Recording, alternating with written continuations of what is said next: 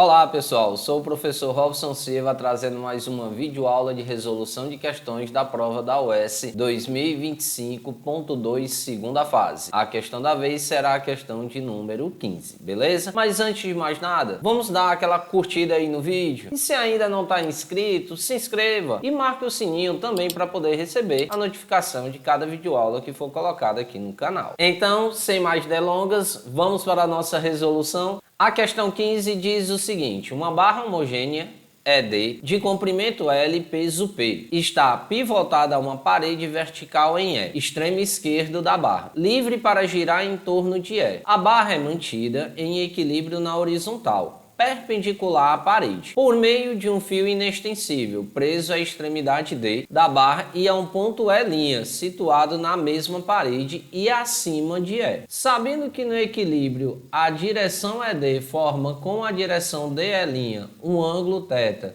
e que E e E' encontra-se sobre a mesma vertical, o módulo da reação do pivô é. Então, pessoal, vamos para a nossa solução. O que a gente pode perceber primeiro? Ele quer a reação que ocorre exatamente aqui no pivô, que é aqui esse ponto, o eixo de suposto eixo de rotação. E aí, o que nós vamos ter que observar? Quais são as forças que atuam aqui? Inicialmente, se a gente observar a barra, ele diz que tem um peso e tem um comprimento L, como ele coloca bem aqui, e tem um peso P. Quando a gente tem uma barra e essa barra ela é homogênea, vale ressaltar, significa dizer que o peso ele atua exatamente no meio da barra, então exatamente no ponto médio dessa barra. Então significa dizer que nós vamos ter aqui o peso atuando para baixo, exatamente no meio aqui da barra. Então esse cara vai ser exatamente a força peso, beleza? Aí o que nós sabemos também? Que no caso nós temos aqui a força de tração, porque tem um fio, e a força de tração é sempre uma força do corpo exatamente para o fio ou para a corda. Então significa dizer que nós vamos ter aqui uma força de tração nesse sentido aqui, como a gente já pode observar. Então significa dizer, logo a gente vai chamar esse cara exatamente de T. Como a força de tração ela está em diagonal, significa que a gente vai ter que traçar as componentes desse cara. E quais são as componentes dele? A componente que nós vamos ter é na direção X e na direção Y. E aí, fazendo essas componentes aqui, na horizontal a gente chama aqui de TX e na vertical a gente vai chamar de TY e TX. Depois disso, a gente vai observar agora a questão da reação no pivô. A gente sabe que a barra empurra o eixo, por exemplo, devido à força TX também, para a esquerda. Nós vamos ter então aqui o pivô aplicando uma força exatamente para a direita. Da mesma forma, o que vai acontecer? Esse pivô, devido à barra fazer uma força para baixo, nós vamos observar que o pivô vai fazer uma força na barra para cima. Então, naturalmente, nós vamos ter aqui também exatamente uma reação aqui do pivô, só que agora para cima. Então, nós vamos ter o R e Y, que eu estou chamando aqui de reação no E, o eixo no eixo Y, e a reação no E no eixo X. Então, vou chamar de RX. E aí, a resultante, é óbvio, né? Ele tem que ser exatamente um vetor que interligue os dois. Que se a gente transpor aqui no caso o Rx que está aqui embaixo, aqui para cima,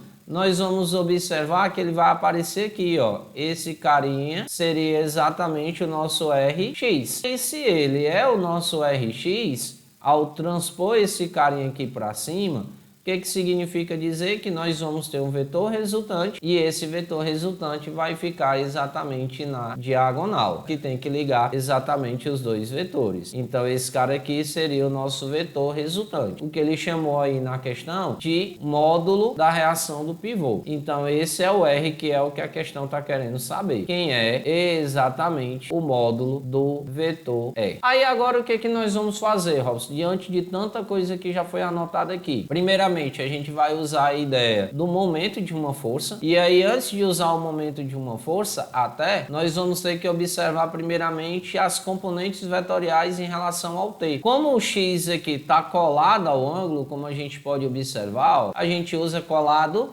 cosseno. Então significa dizer que o Tx a gente vai poder obter do seguinte modo: vai ser o módulo de T multiplicado pelo cosseno de θ. Aí agora já o TY vai ser Da mesma forma o t, só que agora a gente utiliza o seno de θ. Lá na ideia dos componentes vetoriais a gente também vê essa temática. E na estática dos sólidos, que é o assunto que a gente está abordando aqui. O que vai acontecer agora? A gente observa a distância que ele está, cada uma das forças do eixo de giro. Lembrando para vocês que o eixo de giro supostamente é exatamente o pivô. Quando a gente olha em relação ao eixo de giro, o que nós vamos perceber? A força-peso aqui, ela atua exatamente na metade da barra. Lembra que eu falei? Toda barra, quando homogênea, a força-peso ela atua no meio da barra. Então significa dizer que se a distância aqui é L, como a gente observou aqui em cima, então aqui vai ser exatamente L dividido por 2. Já o T, ele vai estar uma distância maior. Então o T aqui, ele vai estar essa distância toda aqui, ó. Isso tudo aqui é o T, ó. Então essa distância a gente vai chamar de L. E aí a gente usa a relação do momento. Momento, no caso, a esquerda do eixo de giro e a direita do eixo de giro. A esquerda do eixo de giro não tem nada, que é o E. Então a gente coloca o zero, igual ao que está à direita. Tudo que for para baixo, a gente trabalha com a ideia de valores do tipo positivo. E para cima, negativo. A gente inverte nesse caso do momento, já que a maioria das forças ela é para baixo. Não é o caso desse problema, mas a gente costuma trabalhar assim. Então eu vou ter o momento do peso que está para baixo, então positivo. Já o momento de TY, como ele está para cima, ele vai ser negativo. Então menos o momento da força TY. Aí agora eu passo esse carinha que está negativo para o outro lado. Aí ele vai ficar positivo, não é verdade? Então nós vamos ter momento de TY é igual ao momento de P. Mas o que é o momento de uma força? É a força multiplicado pela distância dela ao eixo de giro. Então significa dizer que nós vamos ter assim, ó, o TY multiplicado pela distância associada ao Y. Vai ser igual ao peso vezes a distância associada ao peso. Mas nós vimos bem aqui que o TY ele é T vezes seno de θ. Então a gente substitui. Vai ficar T vezes seno de θ multiplicado pelo dy. O dy no caso é o L, que é esse carinha aqui, ó. Esse é o dy, que é a distância, igual ao P. Quem é o P é o próprio P. Então a gente não muda nada, vezes a distância de P. A distância de P é exatamente o L sobre 2, ó. Então aqui vai ficar L dividido por 2. Aí observem que a gente tem L de um lado e L do outro, né, ó. Então a gente já pode cancelar. E aí nós vamos ter exatamente quem? No caso, vai ficar T multiplicado pelo seno de θ igual a P dividido por 2. Perceba que nos itens aparece o P. Quem não aparece é o T. Então o que isso significa? Que é bom a gente isolar exatamente o T, tá certo? Então isolando aqui o T vai ficar T igual. Aí o seno que está multiplicando passa para o lado dividindo. Ele divide o numerador, mas multiplica o denominador. Então vai ficar P dividido por 2 vezes o seno de θ. Então aqui a gente já conseguiu uma relaçãozinha. Vamos ver aqui o que a gente ainda pode obter. Agora vamos olhar para o RY. Aí agora o que nós vamos fazer? Agora menção aos R's, né? A gente achou uma relação de T, que é o que a gente quer, né? A gente quer exatamente o módulo da reação no pivô. Então para isso a gente tem que saber quem é o RY e quem é o RX. Para a gente calcular o RX, perceba que o RX, ó, ele aparece aqui apontando para a direita. E para a direita a gente sabe que sempre é positivo. Então nós vamos ter o Rx para a direita positivo e por outro lado a gente tem o Tx aqui atuando para a esquerda. Então ele vai ficar no caso negativo. E aí, como todo o sistema está em equilíbrio, significa dizer que a gente aplica a primeira lei de Newton, onde a força resultante ela é nula. Então tudo isso vai ter que ser igual a zero. Aí agora a gente passa então o Tx para o outro lado. Aí nós vamos obter o quê? Que Rx é igual a Tx. Mas quem é o Tx? O Tx é T vezes cosseno. Então vai ficar Rx igual a T vezes o cosseno de θ. Mas nós já sabemos quem é o t. A gente viu aqui embaixo, ó. O t é p vezes 2 seno de θ. Então vai ficar Rx é igual a p sobre 2 vezes o seno de θ. Tudo isso multiplicado pelo cosseno de θ. Aí agora vai ficar então Rx igual a p sobre 2 que multiplica cosseno de θ dividido pelo seno de θ. Vamos deixar por aqui, né? Por enquanto, o que a gente pode precisar? Então vamos deixar aqui, ó. A gente já achou exatamente o Rx. Agora vamos calcular o Ry. Para a gente calcular o Ry, a gente vai usar a mesma ideia. A primeira lei de Newton, do mesmo jeito com as forças que atuam na barra em relação à vertical. Aí o que nós temos? O Ry para cima, então ele é positivo. Nós temos o peso para baixo, então negativo. E nós temos o Ty para cima, então também é positivo. Tudo isso é para ser igual a zero. Aí como a gente quer saber o Ry, então tudo que está aqui a gente vai passar para o outro lado. Aí vai ficar quem então? Ry é igual a P menos Ty. Mas também sabemos quem é Ty, né? É T vezes o seno de θ. Então a gente substitui. Aí vai ficar assim agora, ó. Ry é igual a P menos T vezes seno de θ. Mas quem é T mesmo? P sobre 2 seno de θ, né? Tá aqui embaixo, ó. Então, Ry vai ser igual a P menos P, que divide 2 vezes seno de θ, multiplicado por seno de θ. Só que eu tenho seno de θ em cima e tenho seno de θ embaixo. Então o que a gente pode fazer? Ó, cancelar, não é verdade? Aí quando a gente cancela, vai sobrar apenas o P menos P sobre 2. Aí vamos fazer o MMC. Aqui, como não aparece denominador, subentende que vale 1. Aí vai ficar então Ry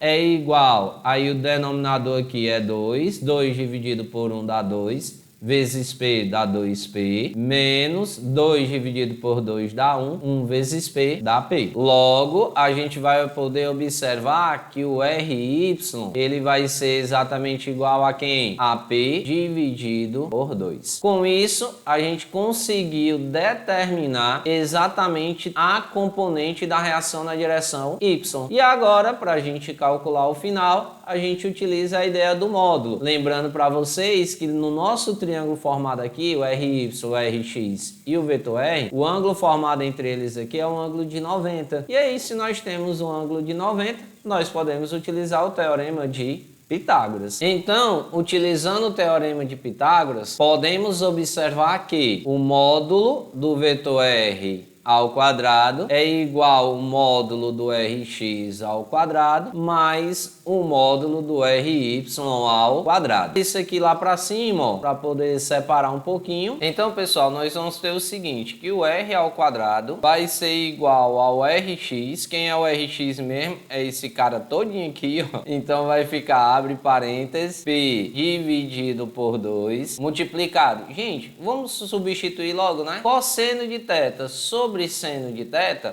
é a cotangente de θ. Então vai ficar a cotangente de θ, tudo isso ao quadrado. Mas aí já o Ry é esse que a gente fez aqui no finalzinho, né? Então vai ficar quem? P sobre 2, entre parênteses, ao quadrado. Aí fazendo aqui a ideia do quadrado, né? Nós vamos ter que a resultante vai ser ao quadrado, vai ser igual a P ao quadrado, aí 2 ao quadrado dá 4, e vezes a cotangente de θ. A cotangente de θ é ao quadrado, vai ficar cotangente ao quadrado de θ, mais, aí do mesmo jeito, ó, P elevado a 2 dá P ao quadrado, e 2 elevado a 2 dá 4. Percebam que o P ao quadrado sobre 4 é comum aos dois termos, então vou colocar ele em evidência. Aí vai ficar assim, ó, R ao quadrado é igual a P ao quadrado dividido por 4, que multiplica tudo isso aqui de cima, dividido por P ao quadrado sobre 4, vai ficar apenas a cotangente ao quadrado de θ, mais 2. Aí agora, o p ao quadrado sobre 4 dividido por p ao quadrado sobre 4 dá 1. Então, nós vamos ter exatamente essa relação aqui agora. Mas aí, gente, é onde está agora o x da questão, ó. Isso aqui é uma identidade trigonométrica. A cotangente ao quadrado de θ mais 1 é igual a... Aí no caso, pessoal, então isso aqui é exatamente a cossecante ao quadrado de θ. Logo, nós vamos ter o que então? R ao quadrado vai ser igual a P ao quadrado dividido por 4 e multiplica a cossecante ao quadrado de θ. Aí, como R está ao quadrado, passa para o outro lado na forma de raiz quadrada. Então, vai ficar P ao quadrado dividido por 4 e multiplica a cossecante ao quadrado de θ. Logo, nós vamos ter que o R é igual a raiz quadrada de P ao quadrado é o próprio P, raiz quadrada de 4 é o 2, vezes a raiz quadrada de cossecante ao quadrado de θ é a cossecante de θ. E aí, com isso, achamos finalmente o nosso resultado. A gente pode observar que o nosso item correto é exatamente o item C de criatura divina da humanidade. Espero que tenham gostado de mais essa videoaula, questãozinha aí de um nível mais apurado. Falei para vocês que as últimas questões, elas seriam mescladas entre as questões médias e difíceis dessa prova. Então, mais uma vez, muito obrigado por ter acompanhado aí a videoaula. Espero que tenha gostado. Mais uma vez, um forte abraço para você, beijo no coração e até a próxima videoaula, beleza? Tchau, tchau, gente. Fui!